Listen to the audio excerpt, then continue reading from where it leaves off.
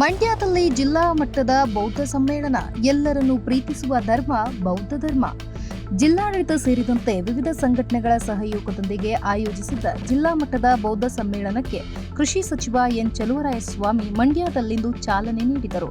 ಈ ವೇಳೆ ಲೋಕೋಪಯೋಗಿ ಸಚಿವ ಸತೀಶ್ ಜಾರಕಿಹೊಳಿ, ಶಾಸಕ ರವಿಕುಮಾರ್ ಗಣಿಗ್, ಜಿಲ್ಲಾ ಪೊಲೀಸ್ ವರಿಷ್ಠಾಧಿಕಾರಿ ಮಲ್ಲಿಕಾರ್ಜುನ್ ಬಾಲ್ದಂಡಿ, ಜಿಲ್ಲಾ ಪಂಚಾಯತ್ ಸಿಇಒ ನಂದಿನಿ, ಚನ್ನಲಿಂಗನಹಳ್ಳಿ ಬೌದ್ಧ ಭಿಕ್ಕು, ಜೀತವನದ ಮನೋರಕಿತ್ ಬಂತೇಜಿ, ಕೆಆರ್ ಬುದ್ಧಿಸ್ಟ್ ಒಕ್ಕೂಟದ ಎಂಸಿ ಬಸವರಾಜು, ರೈತ ಮುಖಂಡರಾದ ಸುನಂದ ಚೈರಾಮ್ ಸೇರಿದಂತೆ ಮತ್ತಿತರರು ಉಪಸ್ಥಿತರಿದ್ದರು. ಬಳಿಕ ಎನ್ ಚಲುವರಾಯಸ್ವಾಮಿ ಮಾತನಾಡಿ, ಬೌದ್ಧ ಧರ್ಮ ಕೇವಲ ಒಂದು ಜನಾಂಗಕ್ಕೆ ಸೀಮಿತವಾದುದಲ್ಲ. ಅಹಿಂಸೆ, ದ್ವೇಷ, ಅಸಮಾನತೆ ಎಲ್ಲವನ್ನೂ ತ್ಯಜಿಸಿ ಎಲ್ಲರನ್ನೂ ಪ್ರೀತಿಸುವ ಧರ್ಮ. ಅದೇ ರೀತಿ ಜನರು ನಿಸ್ವಾರ್ಥ ಸೇವೆ ಮಾಡಿ ನಾಡು ನುಡಿಯ ಹಿತಕ್ಕಾಗಿ ಶ್ರಮಿಸಬೇಕು.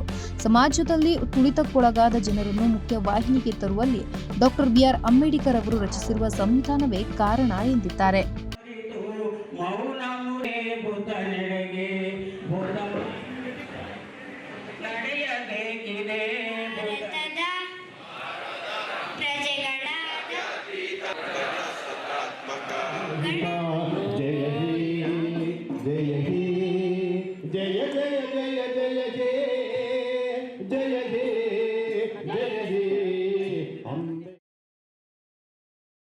ಒಂದು ಜಾತಿನ ಇಟ್ಕೊಂಡು ಇರ್ತಕ್ಕಂಥ ಧರ್ಮ ಅಲ್ಲ ಇದು. ಎಲ್ಲ ಈ ನಾಡಿನ ಯಾರು ಬೇಕಾದ್ರೂ ಇದನ್ನು ಸ್ವೀಕಾರ ಮಾಡ್ಬೋದು.